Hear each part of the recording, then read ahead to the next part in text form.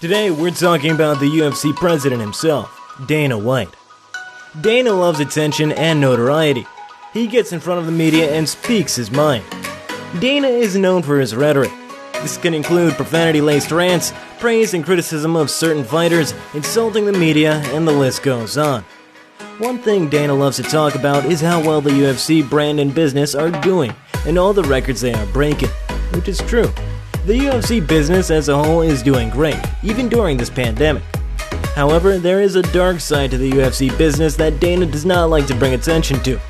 In this video, we're going to talk about 10 dark truths Dana White does not want you to know about the UFC. This is going to be a good one. Before we get into it, please remember to smash that like button if you like the video, as well as subscribe and hit that notification bell so you know whenever we have a new video coming out. Now, back to our list. Number 1. The UFC is fighting several lawsuits right now.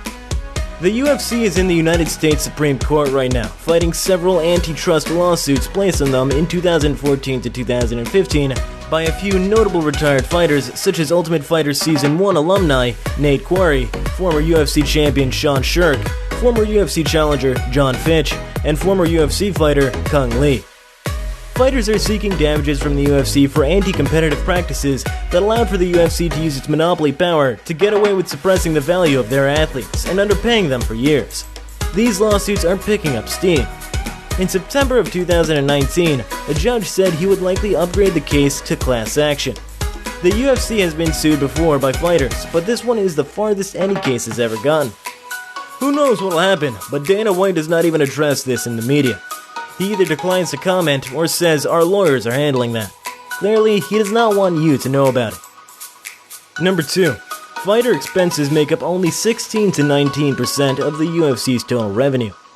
Official UFC documents show that from 2007 to 2015, the fighter expenses were under 20% of the UFC's total revenue. It has classically been somewhere between 16 and 19%. This is a paltry amount, given that other major sports organizations such as the NFL, NHL, MLB, and NBA share 45 to 51% of their revenue with their athletes.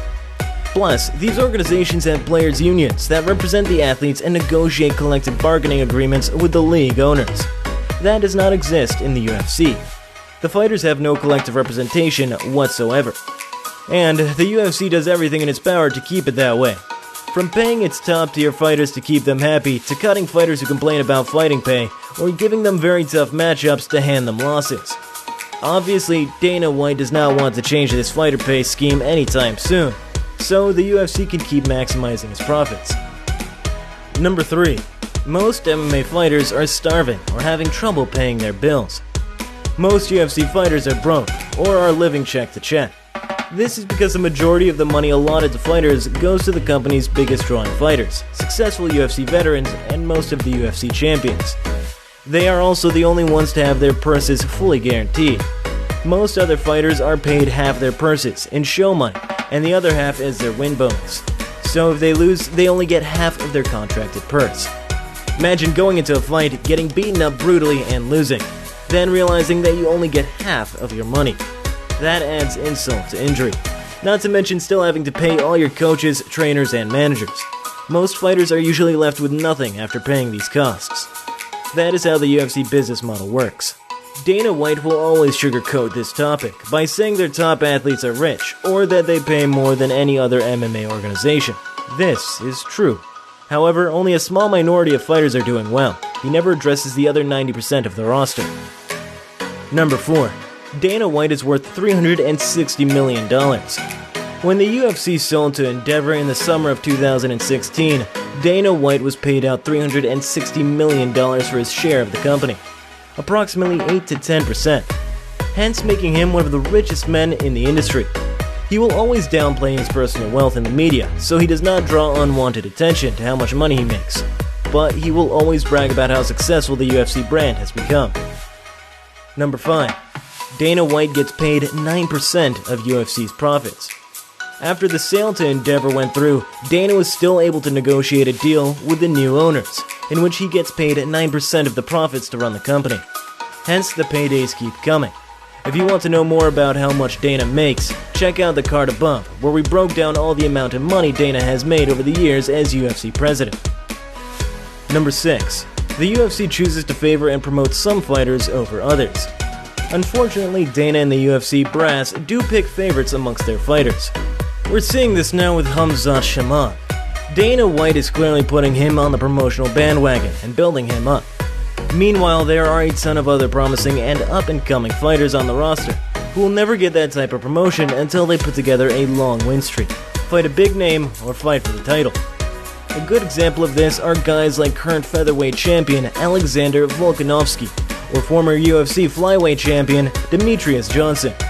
Neither one of these guys received any type of promotion from the company until they won their belt and defended multiple times.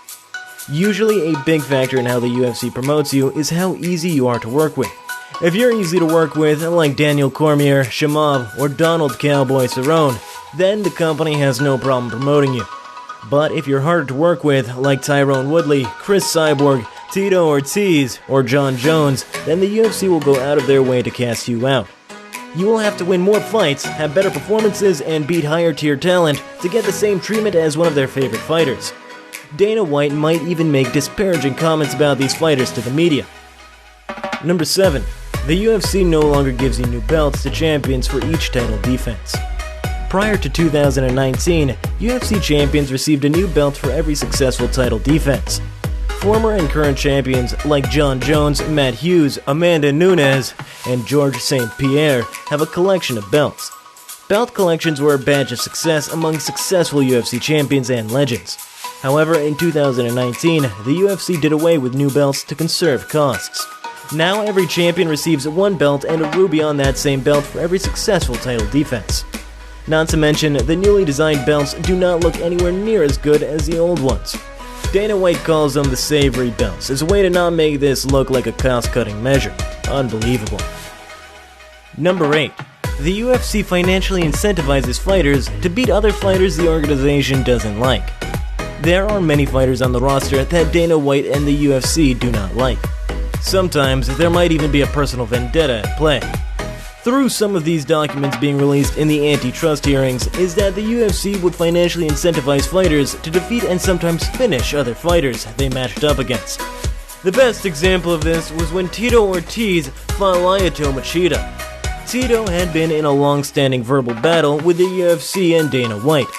Dana White and Tito Ortiz would insult each other to the public and on media.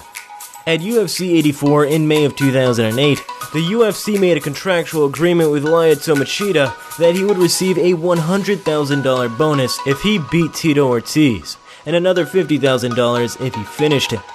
Lyoto was in his prime back then, and was a tough matchup for Tito. On top of that, Lyoto had extra incentive to perform beyond just getting his full purse, and getting another step toward the title. This is downright malicious on Dana White's part. Number 9. The UFC gives fighters the worst possible matchups on the last fights of their contract. The UFC will do everything within its power to maintain leverage over the fighters and contract negotiations, including control matchmaking all fight cards. So whenever fighters choose to be difficult with the UFC, they are given tougher matchups. An example of this is Paige Van Zandt.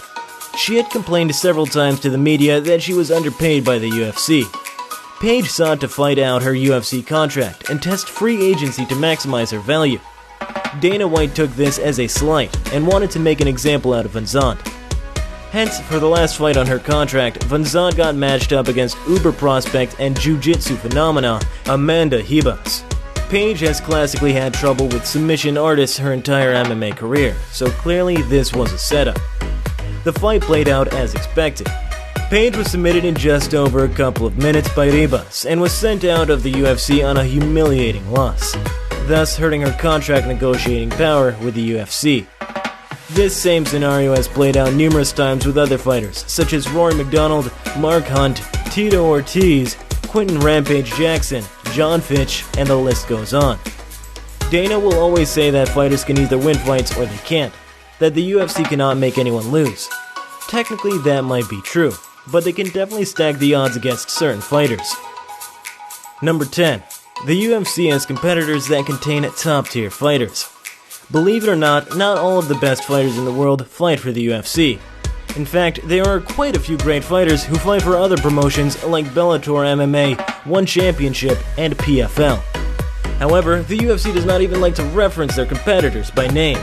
They seem to always refer to them as inferior leagues, with inferior talent to the UFC. The UFC does have the deepest pool of talent, but it's insulting to refer to these other quality promotions as inferior. This is simply Dana White twisting the narrative to make it seem like the UFC is the only MMA promotion with top-tier talent. Alright guys, what did you think of this list? What dark truths surprised you the most? Are there any dark truths that you think we left off this list? How does Dana rectify these issues? Let me know in the comments below. Please remember to smash the like button if you enjoyed the video, it helps me out a ton.